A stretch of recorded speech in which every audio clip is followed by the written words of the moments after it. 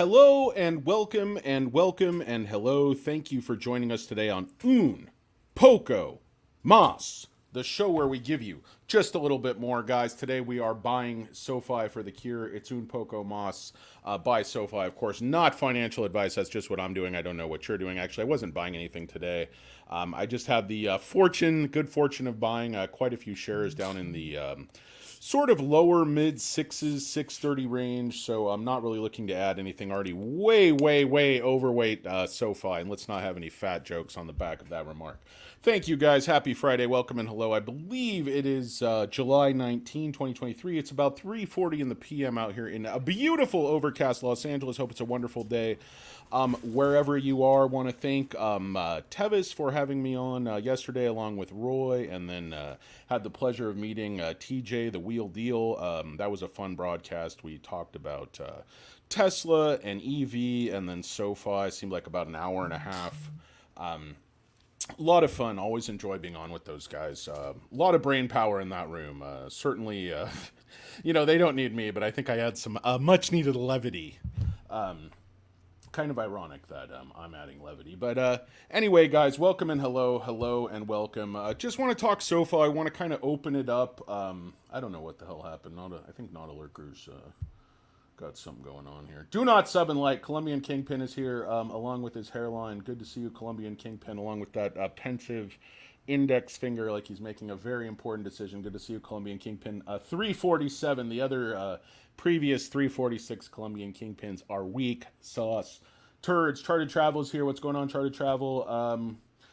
We got, DJ Patchy Drizzle in the house, guys. I'm available for all your bat mitzvahs, birthday parties, as long as the birthday boy or girl is at least an octogenarian. I like to keep my parties short, sweet, and early. DJ Patchy Drizzle. We come in with a whimper, and we leave early, guys. That's just how we do. But if you don't want to raise the roof, you just want to have some nice, sensible fun, DJ Patchy Drizzle.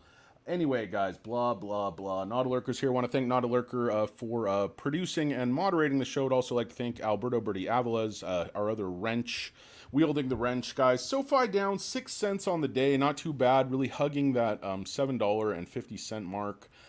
Volume, came down a bit to the 32 million mark. It's been the nice part about that rally sort of is the volume was ascending every single day. And I'll show you what I mean. If you come over here, see volume 5 days ago was 37 million shares, 57 million, 63 million, 65 million, and then yesterday 56 million, and then today all the way back down to 32 million. Now, if you take a look at these short volume ratios, there's a lot of things that make me think this may not be a pump and dump, but the smart shorts might be giving up and leaving sort of the dumb Johnny come lately sort of way too aggressive shorts holding the bag and getting destroyed as they flip this turd and run it up even further. This wasn't really the run up, guys. I don't think this thing belonged at 620. There was a lot of support for a year at 7. And I know it pushed down below 7 for about 3 weeks. And everybody said, oh, I'm a complete idiot that I thought there was a lot of support at 7. These things are not absolute, guys. Charts are not, this is not science. It's definitely not art. It's more like just a bunch of bullshit. So I don't know what's going to happen. You don't know what's going to happen. Nobody knows what's going to happen. Maybe some guys at, BlackRock, maybe some guys at Fidelity, maybe some of the guys in control of billions and billions of dollars know what's going to happen because they can make the market. I can't. All I can do is blabber on, tell some mediocre jokes. So short volume ratio yesterday, 28%. I mean, that's the lowest I've seen it. 32, 30, 30, 35, 35. I mean, we haven't even seen a volume over 35 in 8 trading sessions. And there's only 6 sessions left until this ER drops, guys. A lot of the analysts, the sort of bear FUD spreading analysts, are changing their EPS targets to 0 after Noto just said the company remains profitable. So I think it's going to be at least 1 cent at a bare minimum. I'm looking for 3 cents. Probably the smart money is at 2 cents again. I just see, the guidance is very similar to last quarter. They beat easily last quarter. They've added a lot of new high quality members. You had the NBA tournament play with SoFi, so you might have added some members there. You had LaPointe talking about very strong cross-selling. You also had LaPointe talking about very strong growth at Galileo. I don't know. Will this be the ER Noto just pulls a rabbit out of his hat and absolutely slaughters the shorts with a huge surprise to the upside? Massive growth at Galileo. I don't know. I kind of doubt it. Nobody's really looking for that. None of the people, way smarter than me think that's going to happen. But one of the things the market has taught me is I really don't know what's going to happen. And just when you think you have it figured out, just when you think you've established a pattern, just when you think you know what SoFi is going to do, boom, they do the exact opposite. They throw you a complete crazy Ivan, and the people that thought they knew what was going to happen are completely hung out to dry.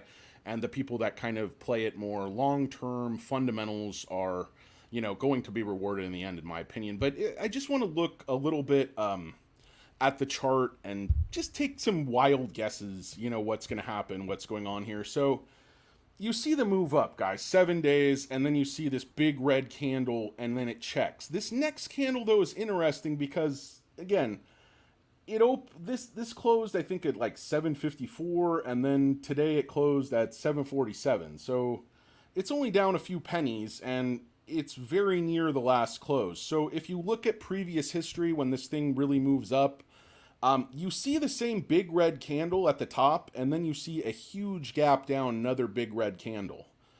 You see this like over and over. There's another candle in here, but it's actually moved down quite a bit off the top. So the scenario that this looks more like, and this is wishful thinking because I see what I want to see, is this scenario over here that started in November, and we saw this massive move of 60% in 24 days. Basically coming off of 650 and running up all the way to 1050 or something like that. But if you see how this thing's moving right here, you see it check up and then a massive green candle. You see it consolidate for 4 days and then a massive green candle. So Monday, I know this is just a ridiculous thing to say because it's like, yeah, it's either going to do one thing or the other. It's not really a huge, this is more of a Nostradamus prediction, but more than Nostradamus. But basically, I'm expecting either a big green candle or I'm expecting the stock to gap down. I don't think it's just going to hang around because options are telling me that, the market makers aren't going to be as heavily invested going forward. This OPEX today was just absolutely massive. There were so many calls, it just wasn't even funny. I think that's why you saw them push the stock back down. People were buying so many calls at 8. People were buying so many calls at 750. Market makers, took advantage, wanted one last bite at the apple. Go to the well one last time, like Terrence at Trent Darby, wishing on a wishing well. Kiss and tell, motherfuckers. Savage of Wall Street is here. Welcome and hello, Savage of Wall Street. Probably selling covered calls, probably got your ass handed to you, but I know you rolled out of them. You extended your time frame. You knew exactly what you were doing. You timed it just perfectly, didn't you? Like entertainment lawyer. You guys are always right. I admire that about you. But anyway, welcome and hello and welcome. Already said hello to Colombian Kingpin. Benjamin Murphy is here. I want to give you guys, give you guys the opportunity to say what you think is going to happen. What do you think the ER is going to be? More importantly, what do you think guidance is going to be? I think, the ER might be a bit tepid, decent, but not overwhelming. But I think you're going to see very strong guidance for Q2 and Q3. H2, Q3 and Q4. And full year guidance, I think, is going to be raised. These rate cuts are lining up perfectly with what Noto thought was going to happen. Noto's been, he hasn't been naughty, he hasn't been nice, he's just been Noto. He's been, very formulaic, very robotic, very much just the facts, man, very much Joe Friday. And then you have, Derek White and Chris LaPointe out there with a little more passion, laying out the vision, Noto making the case. I think management not only have institutions, I think, started to flip the stock, the smart money, the sort of institutions with foresight. You see the analysts coming around who actually are talking to management, doing these analyst days. These guys are at 11. These guys are at 12. The guys at 4, it's basically a bunch of double talk. They've never talked to management. They never address their concerns. Like, what about this tech? What about these mortgages? What about this fair value accounting? We don't want to find out about it. We're just going to stick to a price target below the book value and stay there no matter what. Anyway, guys, welcome and hello and welcome. It's Benjamin Murphy. Afternoon. I'm listening to you while I'm building a deck for a client. Almost the weekend. Hey, good man, Benjamin Murphy. What are you using? Trex? You a little pressure treated? You a little redwood? What are you doing, Benjamin? Dan Deals Daily Sketch Cruise sinks for 7 packs of smokes. Yeah, that should hold him over for a day or so. Maybe a couple hours out there on the Bering Sea. Thanks, Chris. Yeah, tell him he's very welcome. The Coast Guard is happy to deliver cigarettes to anyone in need. Out on the Bering Sea, just a couple $1 million worth of fuel. Taxpayers are happy to pick it up. Up and down, up and down. 507.50 at earnings. Yeah, I mean, if it moves up 20%, earnings are really good, Ross. That would be exactly what it normally does. I always say they control the starting line, they control the finish line. So if it's great, it's going to move up that 20% that it normally moves up. Caps out at 9. You have a stock, in my opinion, is really worth $12, $13. You know, topping out at 9, then they're going to go ahead and sell it off. So how long will that work? I don't know, guys. You're looking at the third consecutive quarter of profit. If it's better than like if this is 3 cents, then you'll have 5 cents, and they're looking for 8 cents for the year. So I mean, if this is 3 cents, you could be doubling that EPS estimate very easily. Because I think, like I said, H2 is going to be very, very strong. It's going to be a lot of demand for the lending products, and LaPointe is telegraphing a huge explosion with Galileo, in my opinion. What's going on, Savage? Thank you, my degenerates gamblers who covered calls today. Sold over 200 calls and made a few pennies. Okay. Yeah, I guess it depends where you sell them, and start talking about SoFi mooning again so I can sell more covered calls. Yeah, dude. I mean, you know, I don't know how well you did these last few weeks, buddy, selling covered calls, but maybe you time it just right. My expectations are the stock will go up or it will go down. This is very true, Savage. You're absolutely right about that. Low Country Luton Pawn. Hello and welcome, Charleston. It's down Charleston. What's going on, Low Country Luton Pawn? A pawnbroker, a physician, an officer, a gentleman, a diamond in the rough, if you will. Chris, thank you. It was a good time to come on and interview Danny. Yeah, you guys need to bring all your celebrity friends on the show. We need some shine here. We need some juice. Let's see, Tom Ludlow is here. Noto is tired of this nonsense with the stock. Yeah, I could tell the same thing, Tom. He's very fed up. He's exacerbated. He's frustrated. And honestly, who could blame him at this point? What's going on, Alberto? Good to see you, my friend. I know for a fact SoFi will up or go down. Definitely go down. Green, red. Yeah, Savage, you're kind of making the same comment over and over again. But anyway, we love you nonetheless. Alberto's blocking everybody. He said his stinkers on Phaser.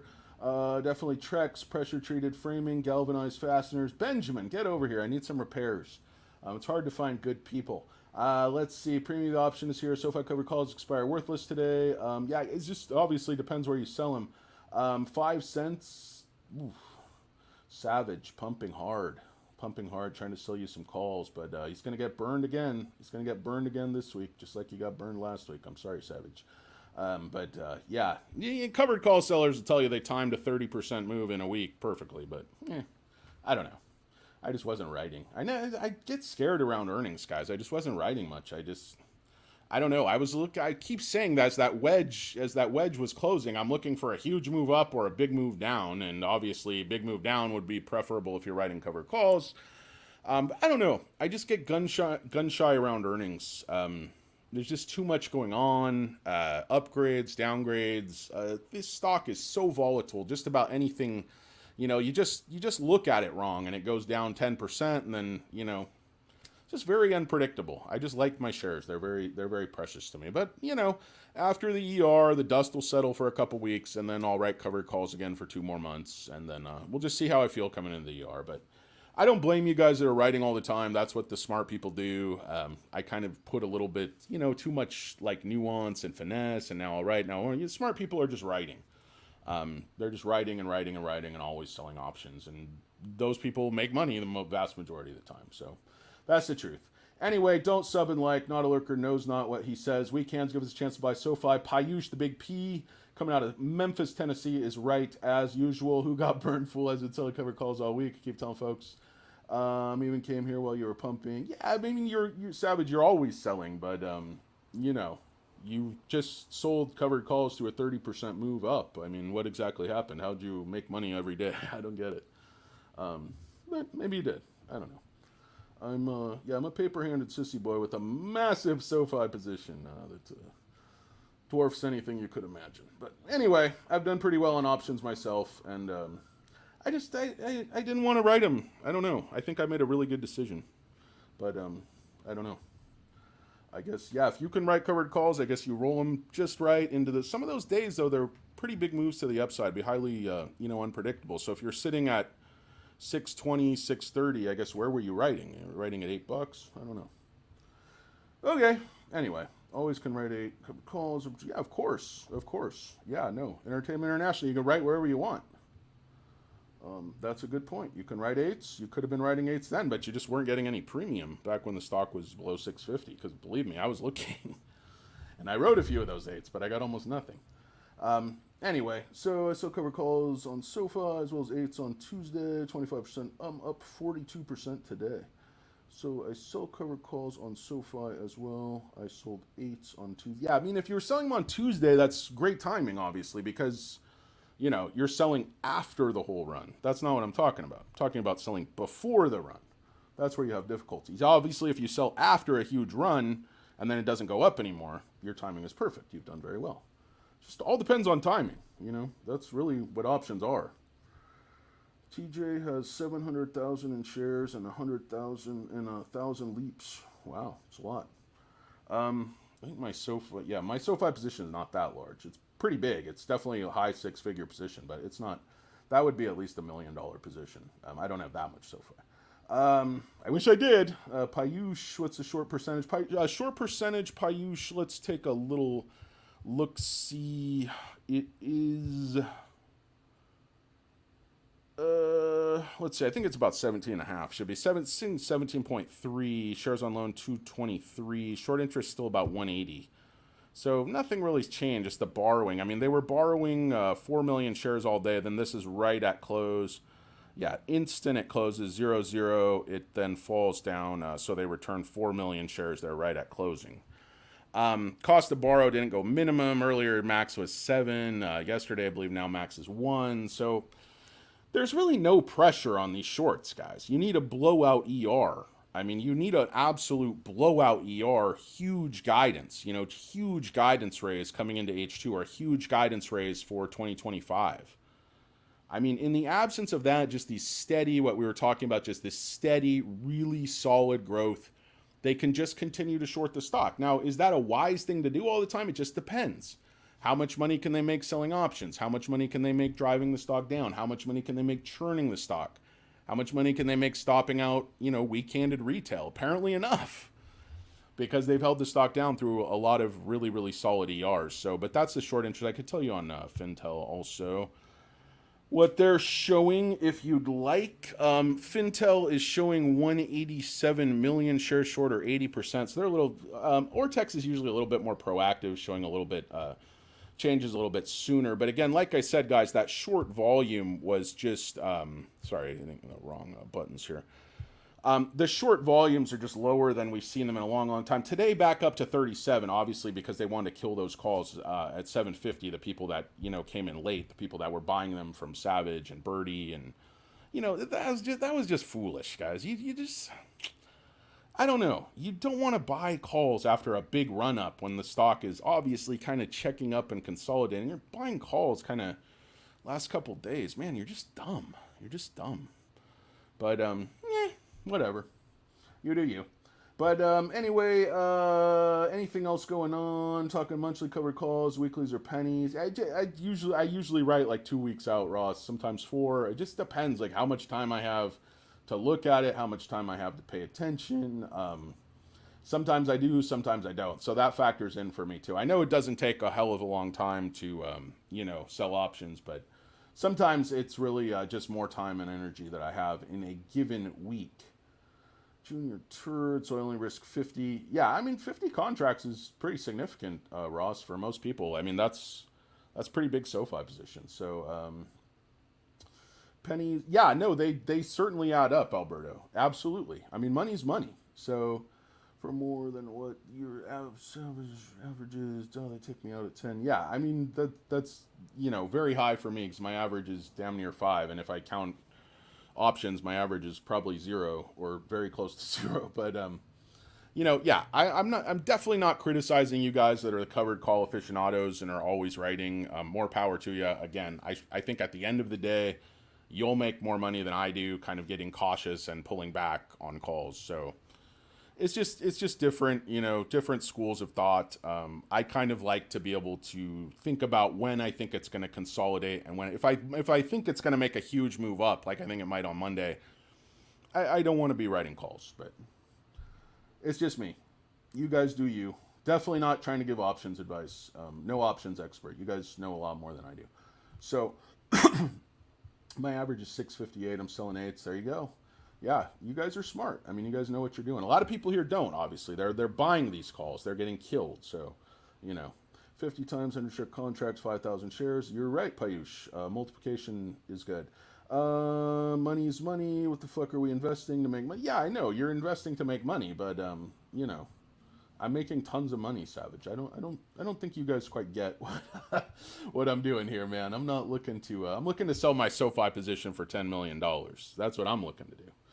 It might be crazy, it might sound crazy, but yeah, I'm just constantly adding shares. I'm adding shares from money I make selling options. I'm adding shares, a lot of shares when I flip on these 20% pumps.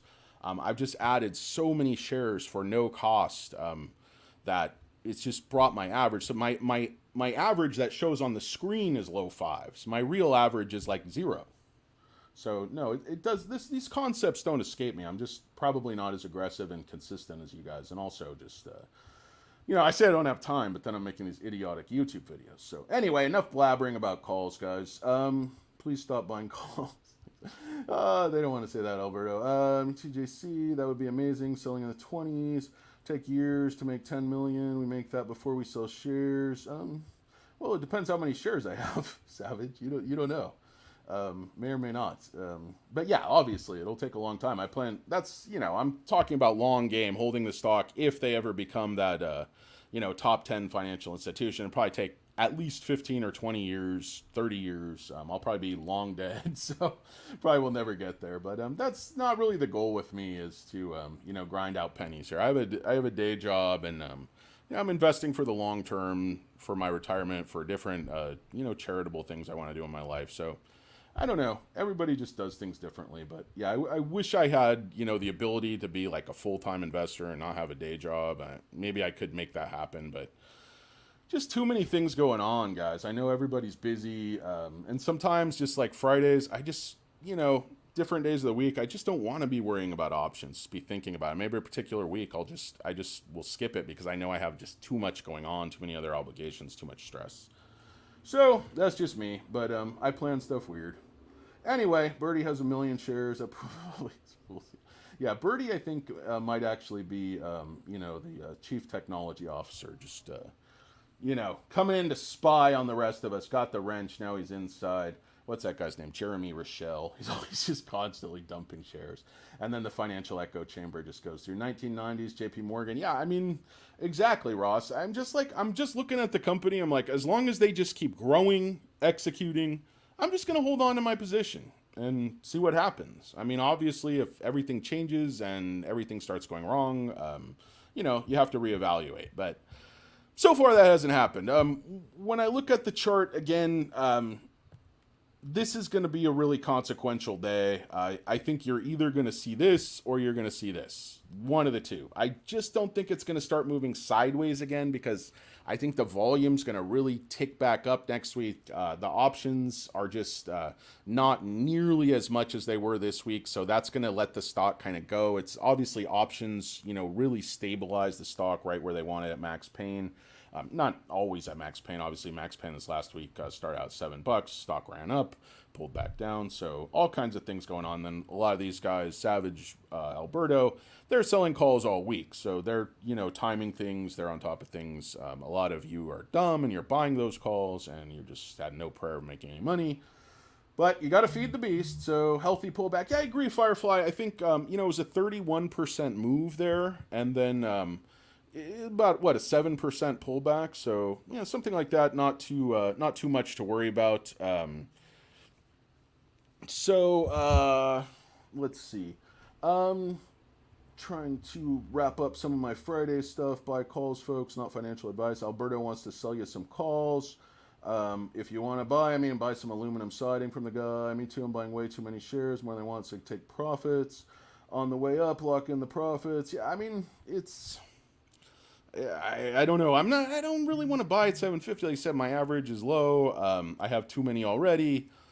If it comes back down into, you know, that 630 range, 640 range, I'd definitely buy some more. But right now, I'm just going to kind of take a wait and see approach. That's where I'm at. This volume will go nuts next week. Let's just sell your cover calls and buy back when it pulls back. Yeah, it's not rocket science, but I mean, if you're saying you're selling them all the time and you're selling covered calls into a 30% move up, that's not good, Savage. I mean, I know what you're saying. You're like writing all caps. You're not explaining anything to me, bro. I know you think you are, but you're not. Um, it's just, yeah. The volume will go nuts next week. That's when you sell your covered calls. You're saying you say you're selling calls all the time. I don't know, guys. So I see people on here. They're like, I sold these calls, and then just I don't know. People have issues. But anyway, guys, it's neither here nor there. I wouldn't personally sell calls next. I think the stock's going to move up a lot next week. Now, maybe you can make money selling those calls because you're in a wheel strategy. You're doing some type of other trade where you're going to make money no matter what. And if that's the case, more power to you. You're a very sophisticated type of investor. But if you're just selling calls thinking the stock will be flat next week, I don't think so. But could very well be. Could go down. I think it's either going to go nice big green candle on Monday or big gap down. Obviously, if you're selling calls, you probably prefer the gap down on the wheel. Maybe you don't care. Maybe you're just indifferent. Maybe you're so independently wealthy. Maybe you have a side hustle. You're driving Uber. You're just making money hand over fist. You just don't care. Maybe you're going out for the bottomless shrimp dinner at Red Lobster. You're just like, fuck it all. I'm going to bankrupt Red Lobster. I'm going to eat 80 servings of shrimp. It's like, whoever thought of that? It's like your number one thing when you start a restaurant or manage a restaurant is food costing. And, you're supposed to go through every dish and figure out your food costs, but you can't do that with a bunch of obese Americans at an all-you-can-eat because they're, how do you food cost, you think on average at a buffet, people are going to have like a plate and a half, like 2 plates maximum, and then people come in and eat, 8 to 10 plates of shrimp and just bankrupt your entire company. It's not good. Interesting story, though. Fun story. Bow-legged, let's get it, Danny. What's going on, Bow-legged Tommy? Savage is the type like you and his brother fight when you're drunk. No, it's great. I think selling covered calls is the very smartest, most basic thing you can do as an investor to just, if you're sitting there holding shares for the long term and you're not selling covered calls, you're just missing out on a ton of free money. So it's a great strategy. I just don't like to do it all the time with SoFi around earnings. That's just me. It's just, and I'm probably missing out, to be honest with you. But just, that's just my own personal philosophy. Not saying it's best for anybody else. I really wouldn't seek to give people advice. That's the honest truth. CC Pizza. Yeah, CC had the, CC used to have that $5 lunch buffet. Believe it or not, I have taken advantage of that a time or two. What's up, Bendejo? What's up, man? How's it going? I'm in Reno. He's in Reno again. Savage of Wall Street playing those high-limit slots on our dime. Stupid idiots like me. I do buy calls sometimes. I definitely will admit that. Usually long-dated calls, leaps, you guys call them. But sometimes I will buy calls. Like I have some calls this next month for 8/16. I sold some. I bought some. I kind of do weird stuff. So I run some scams here and there. You got crabs from Red Lobster, Chad. Yeah, that was in the restroom though, Chad. That's not anybody else's fault. You gotta be accountable for your own decisions. Those plastic bibs they give you will not protect you from sexually transmitted diseases, Chad. And that's a lesson you learned the hard way, my friend. But a lesson learned and knowledge is half the battle, as G.I. Joe used to say. People will eat less at all you can eat if they can go to one stall. No fair. I totally, man. Clog up the bathrooms, the garbage they serve you there, people will have to leave. That's a funny comment, Heirloom Cedar. SoFi is going up. Well, not today. I don't know, maybe a little bit after hours, but yeah, it's going up in general, that's for sure. The last 2 weeks, last few years, it's going down. So will you jump on the boys again on an earnings panel? I love it when Farzad does it with Tesla. I'll go on anywhere. I don't know, these appearances don't really help me. I don't rebroadcast it. Nobody subscribes to my channel. Nobody knows who the hell I am, but yeah, sure, whatever. If I have time, if Princess J gives me her blessing, I will certainly do it. If I have other stuff to do or I have to work, can't do it. So yeah, I know, Alf. What is your name? Jeff? That bit is so tired. Like, I know. Alf sounds like this, I think. I do love pizza. I haven't seen Alf in so long. Like, there's no Alf reruns. Why are there no Alf reruns? What happened in, like, Nickelodeon 2? There's just no Alf reruns. Not enough Alf out there. Not enough aliens in general. Let's see. Buyers of calls are the gamblers. Sellings of calls are the, yeah, that's absolutely true. Premium of the option. I mean, there's a reason. Like if you listen to Felix, he's talking about the trades are winning 80% of the time, 85% of the time, 84% of the time. Generally not huge profits, but if you add up those profits and you're selling them 2 weeks, 4 weeks, you're talking about annualized returns, 80%, 100%. I mean, these are incredible returns all through options, all through selling options. I mean, different strategies he's using, strangles, these types of things, straddles. There's a million of them, And the nice part is you don't really have to understand these strategies at a deep level. You don't have to like program in each leg of the trade and know how to track it all. These sites just automatically put in these trades for you. They just put in all the legs of the trade. You can put how much you risk you want. It's like it's not that hard to trade options anymore. A lot of it's pretty automated and pretty dummy proof, and you can learn all about it on YouTube, where there's plenty of dummies. David Chiavarini is here. He's looking for three. I don't know, DC. It just six. I think the lowest you saw was like 619, and it popped up 30%. So I don't know. I think you need what 70% haircut to get there. Chia Pet in the house. Chia Pet Turd, Jeffrey Dummer, I am Tanner. Oh man, you guys. I don't know why you go after Tanner. He's a nice guy. He's very knowledgeable. Puts tell you guys how awesome it is to come gamble here and spend degenerates money. I have fun, kids have fun, wife has fun. Savage is like rubbing our nose in his trip to Reno. It's funny. I don't know. I'm happy for you, man. I hope you enjoy it, but yeah, I don't know. That's kind of funny. That's just kind of funny to me because I don't know if you've been to Reno. It's like it's nice. I mean, it's nice, but not necessarily something you'd rub people's face. $10 calls. The earnings call next week will be interesting. Lighter off. Yeah, yeah. It's 10 days. Only 6 trading sessions, so it should see a lot of volatility. But then again, they could just suck the volume out of the stock. I mean, trending stocks talked about artificial volume. When the stock was down in the mid to low sixes recently, it was trading 18 million shares, 19 million shares, and they kicked the trading right up into the 60 millions. These are still the same people. They're accumulating, they're doing different things, but these are all mechanics. This isn't retail stepping in and buying the stock. I mean, if you look at institutional ownership, the interesting thing is the institutional ownership actually went up even though the Qataris dumped those 20 million shares. So this was, I think, 458.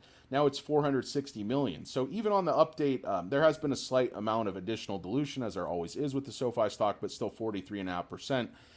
Institutional ownership actually went up after the Qatari dump. And if you see this is a lot of filings. I know we're coming toward the end of the month, but it is unusual for a stock with this small of a market cap to have, 831 institutional investors, 778 of which are long, 53 of which are either short or short long. And then you have all these filings, guys, 719, 1, 2, 3, 4, 5, 6, 7, 8, 9, 10, 11, 12, 13 filings on a Friday, 719. So you're just seeing a lot more of these filings. If you watch these 717, 716, the filings are just rapidly accelerating. And you can see that in the institutional ownership.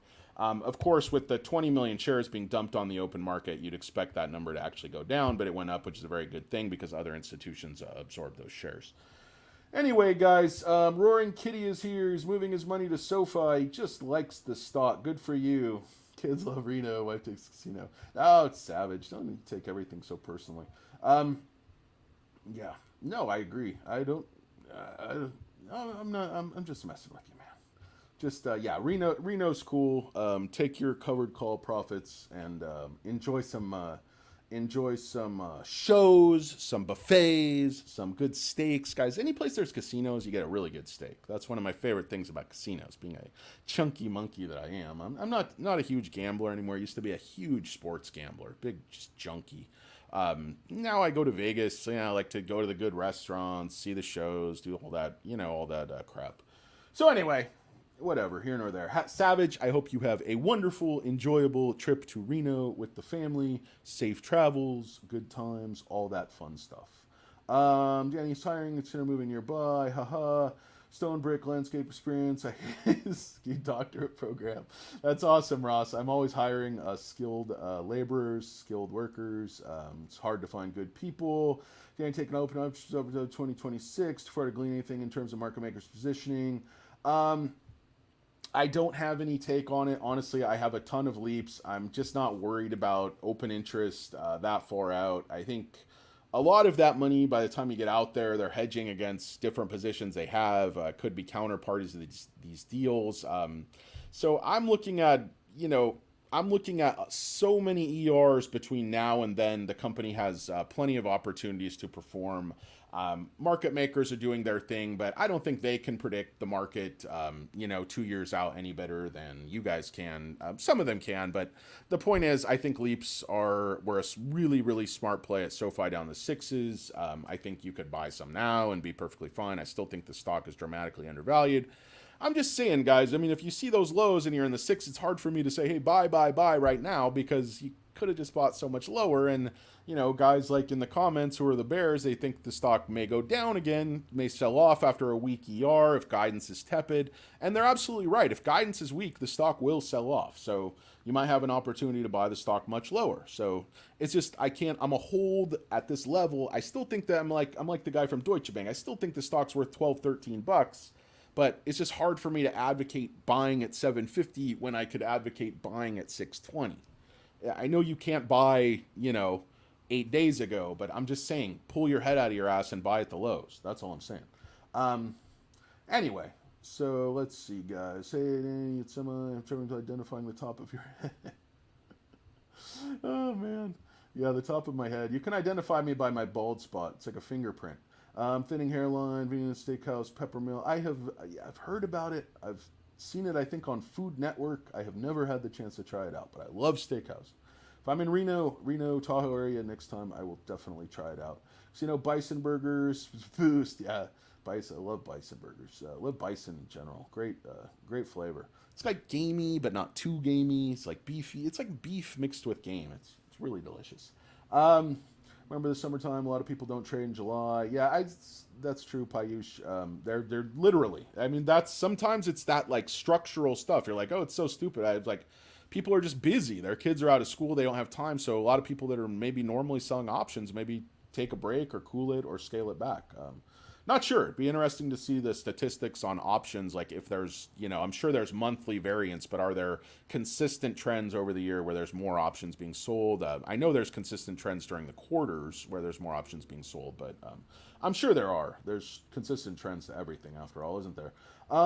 Stock market is looking forward. SoFi will surge and it will come back down. Yeah, usually that is what it does, but you could see a huge ER surprise one of these days and the stock will run away. I mean, it happens. It's going to happen one of these days if the company keeps performing. It's just a question of when. I don't think it's going to be the Q2 ER, maybe the Q4, maybe a big surprise. A huge guidance raise, some huge customer landing on Galileo's books where the customers go overnight from like 150 million to 200 million, something like that, something shocking. It would have to shock the world. It would have to shock the system. I think Savage is right. He's trying to take away Lurker's wrench. Anthony Noto is here. I have to turn my TV on to 90 just to hear you, son. Sorry, man. I'll try to talk up a little bit. But anyway, guys, I'm going to get out of this broadcast. I got other things to do. You said that 6 months ago. I don't know. Do you want a wrench? Is that what this is all about, Savage? Are you crying out for attention because you want a wrench? You give me a wrench on your channel. I'll give you a wrench on my channel. How about that? My wrenches are not worth anything. Alberto got a wrench. He's not any better looking. He's just richer and richer from selling options. It's not because of the wrench on this channel. Which is why you sell covered calls more than what you paid for it. Well, in a perfect world, yeah. You'd sell everything for more than what you paid for. It just doesn't always work out like that. Yeah. It's like, I don't know. I'm still trying to understand how you made money selling covered calls on a 30% run up, unless you were expecting it somehow, but just doesn't really make sense to me. Poco Moss are answering options questions. Yeah, I don't do Chris. I keep telling you guys, I don't know much about options. I'm not a big options trader. I really keep it simple with options. When I see a stock, I just think it's going to be flat. I just think it's going to be dead. I sell all my position. I sell calls on my entire position. If I just don't know, I'm just unsure, I might sell less, I might not sell any. So I know I do admire these guys that are just always writing, full send. It's the smartest thing to do. You make the most money. But it's just, I'm like one of these guys. I guess there's this stupid emotion, intuition creeps into it. I don't know. Probably be smarter to write all the time. That's true. I can't argue with that. Let's see. Like and subscribe. Thanks, Clap, my dog. Appreciate that. I do recommend you don't do that, but I still appreciate it. Let's see. Buy, sell, buy, high, sell. You want to sell the dip and smell the rip. That's the ideal scenario. Of course, I was expecting a turd. Yeah. No, it doesn't, Savage. This was actually, most people were, if you actually look at Max Payne and stuff, most people were not expecting a run to 807 at all. Max Payne was 7. So, it's, no, I really don't care how you guys trade. I don't. I mean, I don't, I get it. I get covered calls. I get who you guys listen to. I get all the YouTube stuff. I do understand it, believe it or not. I've been doing this a while. I used to day trade. I used to sell options. I worked in investing for a long, long time. I invest for some very wealthy people. I might understand this at a little bit deeper level than you guys think. Quite a bit deeper. But anyway, Man Bear Pig in Reno, this can trade like it is a breakout. I mean, I would have to say like I said, guys, the last one was 60%, the one before that 120%, the one before that 81%. Is it over? I have no idea. I don't know. It's not up to me. It's up to market makers. It's just not up to me. But there's bulls in the game now. That's what we have to acknowledge. There's bulls in the game. There's institutions in the game. Noto's in the game. And Noto has friends. He's not, it's not like just the bears and the shorts can coordinate. I said, Noto will slaughter the shorts at a place and time of his choosing. I really think Noto has a lot more control over this thing than people might be willing to say. Because let's face it, Noto's been on Wall Street for decades. He has a lot of friends. These counterparties are in the stock.